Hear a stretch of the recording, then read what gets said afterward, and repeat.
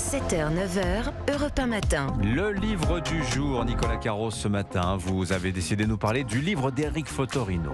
Livre étonnant et bouleversant chez Gallimard. Ça s'appelle « Mon enfant, ma sœur », des mots tirés de l'invitation au voyage de Baudelaire.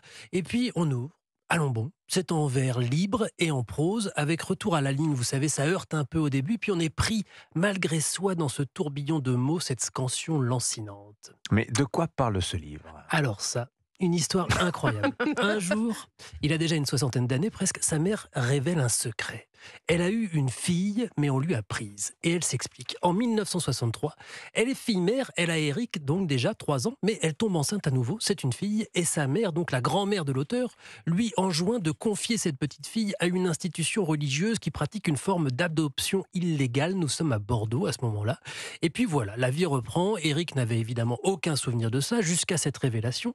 Et là, soudain, il comprend mieux les moments nostalgiques et mélancoliques de sa mère. Pourquoi aussi, tous les 10 janvier, elle se plaignait du dos et restait au lit. Le 10 janvier, c'était le jour de naissance de cette petite sœur qu'il n'a jamais connue. Mais alors, Éric Fotorino n'essaie pas de la retrouver, cette sœur perdue ? Pas immédiatement. Et puis finalement, si. Il commence à enquêter et on le suit. Mais par où commencer ? Par le lieu de l'abandon, peut-être à Bordeaux.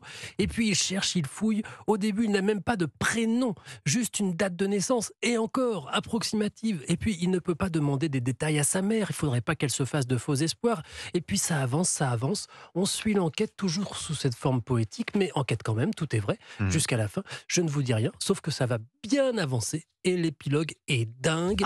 Il faut s'accrocher au livre très fort. Oui, parce que c'est biographique. Hein. Absolument, tout est vrai. C'est Mon enfant, ma sœur, signé Éric Fotorino. Merci beaucoup Nicolas Carros. Caroline Speller, pour commencer l'année, donc, une sélection de jeux vidéo pour les utilisateurs de la plateforme Netflix. Oui, pour rappel Dimitri, il y a un catalogue d'une 50aine de jeux gratuits. Sans publicité, sans achat intégré et inclus dans notre abonnement. Alors non, Anissa, ne cherchez pas sur votre télévision car c'est à télécharger via l'application mobile Netflix. Netflix, mon coup de cœur, c'est Storyteller, un jeu casse-tête qui nous transforme en narrateur. Le jeu pioche son inspiration dans la littérature de Blanche-Neige à Shakespeare sur fond de musique classique revisitée. Alors le principe est ultra simple. À travers un livre interactif, on doit reconstituer une histoire avec comme seul indice un titre. On a à notre disposition des décors et différents personnages à faire glisser dans des cases. Là, tout s'anime en fonction de nos choix. Et la Storyteller nous propose de vivre avec humour la vengeance, l'amour, les complots pour usurper le trône. On doit tuer Sherlock Holmes pour éviter le cachot, guérir du vampirisme ou punir un mari infidèle en le transformant en grenouille. Alors dans un genre moins littéraire, le retour d'une trilogie à succès du jeu vidéo, 400 millions d'exemplaires écoulés depuis 1997. Oui, si je vous dis saga controversée de jeux d'action, d'aventure, de tir, de conduite qui nous permet... GTA, qui nous permet d'incarner des malfrats dans des villes fictives américaines. Son 5e épisode d'ailleurs a fait 8 milliards de dollars de recettes.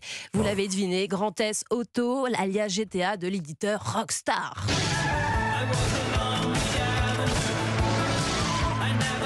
Eh bien, Netflix nous propose en version mobile les 3 épisodes cultes sortis entre 2001 et 2004 de GTA 3, GTA Vice City et San Andreas. Mais pourquoi c'est si emblématique que ça, cette série GTA ? Alors, ces 3 épisodes, surtout car ils ont fait les beaux jours de la PlayStation 2 avec une histoire de grand banditisme et de gangsters avec une vraie personnalité, mais aussi parce qu'ils nous transportent dans des mondes en verre inspirés de New York, Miami et Los Angeles. Alors, on voit que c'est un vrai partenariat malin de la part de Netflix en attendant la sortie en 2025 du très attendu GTA 6 sur console. Merci Caroline Speller, merci Nicolas Carros, merci Vincent Hervouette.